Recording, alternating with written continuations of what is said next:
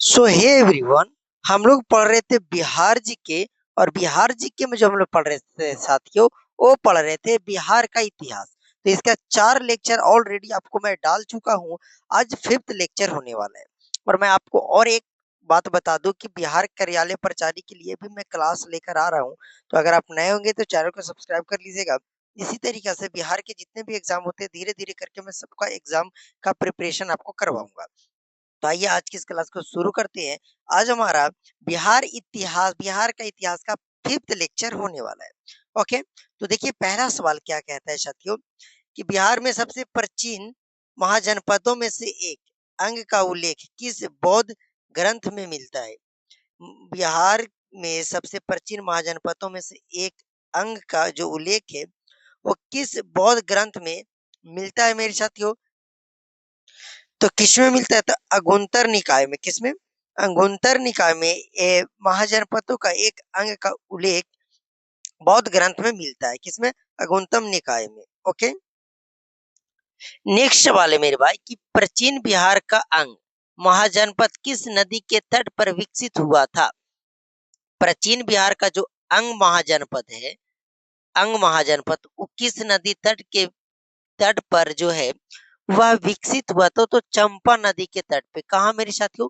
चंपा नदी के तट पर विकसित हुआ था। ओके, अगला सवाल है कि बिंबिसार ने अंग महाजनपद को जीतकर किस साम्राज्य में मिलाया। बिंबिसार जो था उसने अंग महाजनपद को जीतकर किस साम्राज्य में मिलाया मेरे साथियों? तो मगध साम्राज्य में। किस साम्राज्य में मिलाया बिंबिसार अंग महाजनपद को मिलकर? तो ये मिलाया था मगध साम्राज्य में। किसमें मेरे साथियों? तो मगध साम्राज्य। ऑप्शन बी यहाँ पे आपकी सही आंसर हो जाएगी। ओके, अगला सवाल है कि बिंबिसार ने राजगिरी को किस प्रकार सुरक्षित बनाया था। बिंबिसार जो है वो राजगिरी को यानी राजगिरी को किस प्रकार जो है सुरक्षित बनाया था मेरे साथियों? तो पहाड़ियों से घेर कर। किसको? पहाड़ियों से घेर कर बिंबिसार ने राजगिरी को सुरक्षित बनाया था। ओके, सो नेक्स्ट सवाल है कि अजात शत्रु द्वारा प्रयुक्त प्रसिद्ध युद्ध मशीन का नाम क्या था। अजात शत्रु द्वारा प्रयुक्त प्रसिद्ध युद्ध मशीन का जो नाम था वह क्या था? तो महाशिला कंटक। क्या था? महाशिला कंटक उस मशीन का नाम था जो अजात शत्रु द्वारा प्रयुक्त प्रसिद्ध में जो यूज हुआ था उसका नाम था महाशिला महाशिला महाशिला कंटक। ओके, सो नेक्स्ट सवाल है कि अजात शत्रु ने बीज संघ के विरुद्ध युद्ध में किस मंत्री की सहायता ली। अजात शत्रु जो था वो बीज संघ के विरुद्ध में जो युद्ध लड़ रहा था उस समय किस मंत्री की इसने सहायता ली थी मेरे साथियों? तो वर्षकार का। किसका? वर्षकार का इन्होंने सहायता लिया था। अजात शत्रु ने बीज संघ के से विरुद्ध युद्ध में किस मंत्री की सहायता ली थी? तो वर्षकार का। किसका? वर्षकार का। ओके, अगला सवाल है कि काल शोक किस वंश का शासक था। काला शोक जो था, काला शोक वो किस वंश का शासक था? काला शोक तो शिशुनाग वंश का। किसका? शिशुनाग वंश का शासक था। कौन? काला शोक। ओके, अगला सवाल है कि नद वंश को समाप्त कर सत्ता प्राप्त करने वाला शासक कौन था। नद वंश को समाप्त कर शासक प्राप्त करने वाला शासक जो था वह कौन था? तो वह शासक चंद्रगुप्त मौर्य था। कौन था मेरे साथियों? चंद्रगुप्त ने नद वंश को समाप्त किया, उसके बाद सत्ता प्राप्त करने वाला ये शासक था चंद्रगुप्त मौर्य। ओके, अगला सवाल है कि चाणक्य का दूसरा नाम क्या था। चाणक्य का दूसरा नाम विष्णुगुप्त था। क्या था मेरे साथियों? विष्णुगुप्त। चाणक्य का दूसरा नाम क्या था? तो विष्णुगुप्त। ओके, सो अगला सवाल है डियर कि मौर्य प्रशासन में प्रांतों के प्रमुख को क्या कहा जाता है। मौर्य प्रशासन में प्रांतों के मुख्य जो होता है, मुख्य उसे हम लोग क्या कहते हैं, क्या नाम से जाना जाता है? तो कुमार। क्या उस मुख्य को क्या कहा जाता था? तो कुमार कहा जाता था। मौर्य प्रांत में प्रांतों के मुख्य को क्या कहा जाता था? तो कुमार कहा जाता था। ओके, अगला सवाल है कि बिंदुसार को यूनानी लेखकों ने किस नाम से संबोधित किया था। बिंदुसार को यूनानी लेखकों जो थे वो किस नाम से संबोधित उनको किया था मेरे साथियों? तो अमित्रोचेट्स के नाम से बिंदुसार को यूनानियों लेखक ने संबोधित किया था। क्या? अमित्रोचेट्स से। ओके। अगला सवाल है, अशोक के किस अभिलेख में कलिंग युद्ध का वर्णन मिलता है? यानी कलिंग युद्ध का वर्णन किस में मिलता है? अशोक के किस उल्लेख में कलिंग युद्ध का वर्णन मिलता है मेरे साथियों? तो 13वें शिलालेख में। किसमें? 13वें शिलालेख में। 13वां शिलालेख में आपका कलिंग युद्ध का वर्णन मिलता है। ओके। अगला सवाल कि बिहार में स्थित बराबर गुफाएं किस शासक के काल से संबंधित है? बिहार में जो स्थित है ये बराबर गुफाएं वह किस शासन के काल से संबंधित है मेरे साथियों? तो अशोक के शासन काल से। किसके शासन काल से? अशोक के शासन काल से ये संबंधित है। ओके। अगला सवाल है साथियों कि बराबर गुफाएं जो बिहार के किस जिले में स्थित है? बराबर गुफाएं बिहार के किस जिले में स्थित है? तो गया जिला में। कहा मेरे साथियों? गया जिला में ये बराबर गुफाएं स्थित है। अगला सवाल है कि मौर्य काल में आजीवक आजीवक संप्रदाय को संरक्षण किसने दिया? मौर्य काल में आजीवक संप्रदाय को जो संरक्षण है वह किसने दिया? तो अशोक ने दिया। किसने मेरे साथियों? अशोक ने। ओके।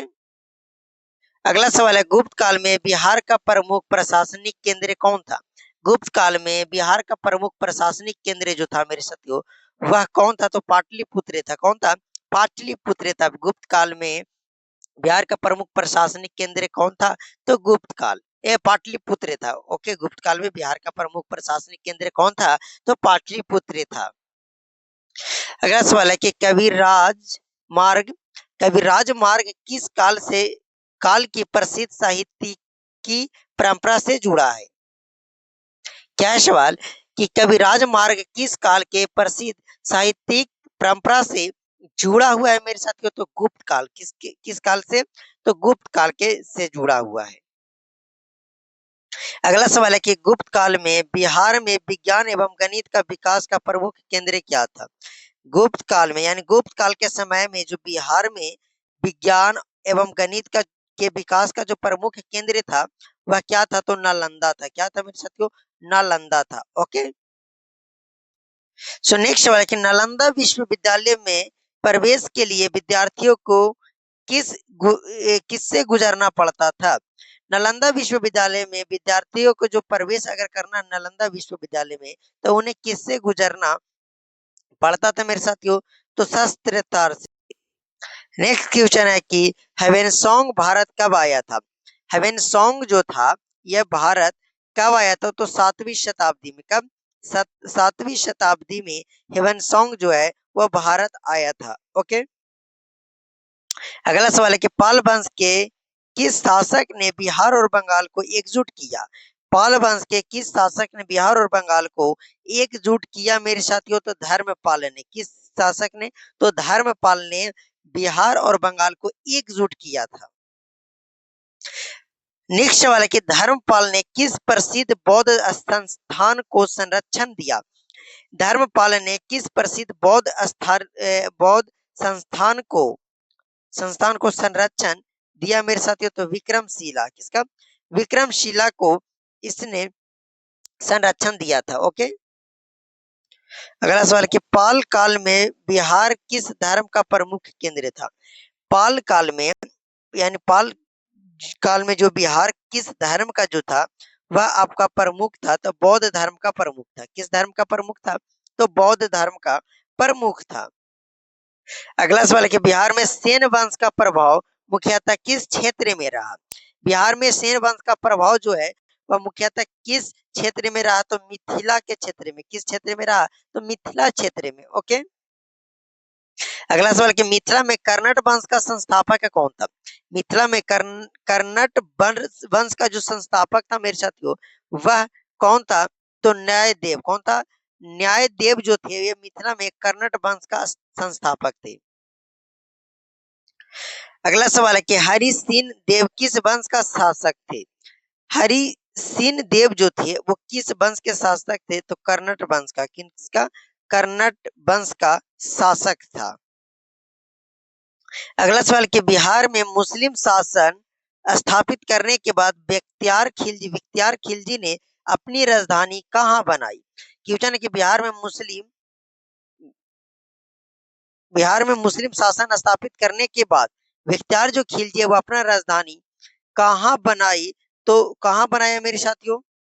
तो बिहार शरीफ में। कहाँ डियर? तो बिहार शरीफ में अपनी राजधानी बनाई।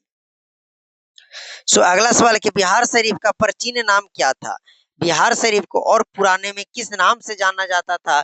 तो उदंतपुर के नाम से। किस नाम से? उदंतपुर के नाम से बिहार को प्राचीन में जाना जाता था।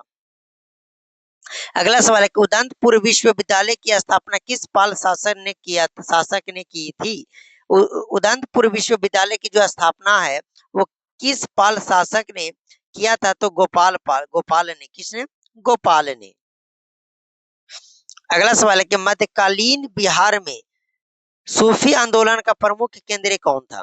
मध्यकालीन बिहार में सूफी आंदोलन का जो मुख्य केंद्र था वह क्या था? तो बिहार शरीफ था। क्या था मेरे साथियों? मुख्य केंद्र Bihar Sharif. Okay, so next सवाल है कि बिहार में सूफी संत मखदूम याहिया मनेरी का संबंध किस स्थान से था?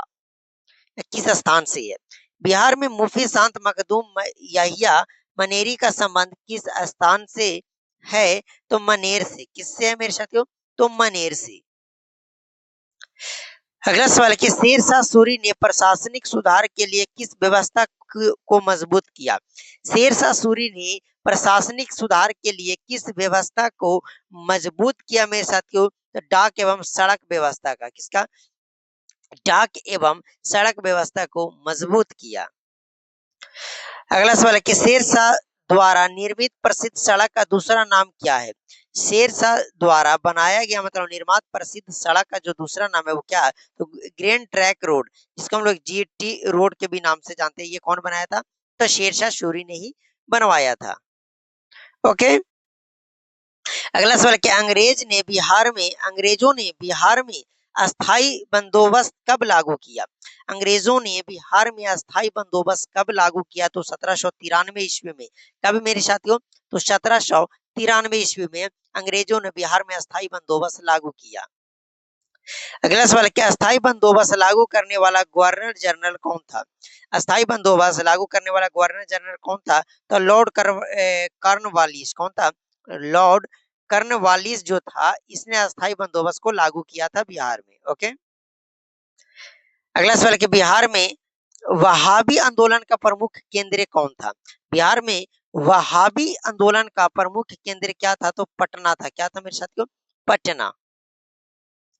अगला सवाल है कि बिहार में वहाबी आंदोलन का प्रमुख नेता कौन था? बिहार में वहाबी आंदोलन का प्रमुख नेता कौन था? तो विलायत अली। कौन था? विलायत अली जो था ये वहाबी आंदोलन का प्रमुख नेता था। 1857 के विद्रोह में वीर कुंवर सिंह के भाई कौन थे? 1857 विद्रोह में जो वीर कुंवर सिंह के भाई जो थे वह कौन थे? तो अमर सिंह थे। कौन थे? अमर सिंह। ओके, अगला सवाल, बिहार में राष्ट्रीय आंदोलन के दौरान सर्च लाइट क्या था? बिहार में राष्ट्रीय आंदोलन के दौरान जो सर्च लाइट था वह क्या था? तो समाचार पत्र था। क्या था? समाचार पत्र। अगला सवाल है कि बिहार के इतिहास में देश रत्न की उपाधि किसे प्रदान की गई? ये जो बिहार के इतिहास में जो देश रत्न की जो उपाधि है वो किसे प्रदान दी गई है? किसे दी गई? तो वो डॉक्टर राजेंद्र प्रसाद को। किसे मेरे साथियों? डॉक्टर राजेंद्र प्रसाद को। तो साथ ये बिहार के इतिहास का ये 5th लेक्चर भी कंप्लीट हो गया। चलिए मिलते हैं आप सभी से अगले वीडियो में।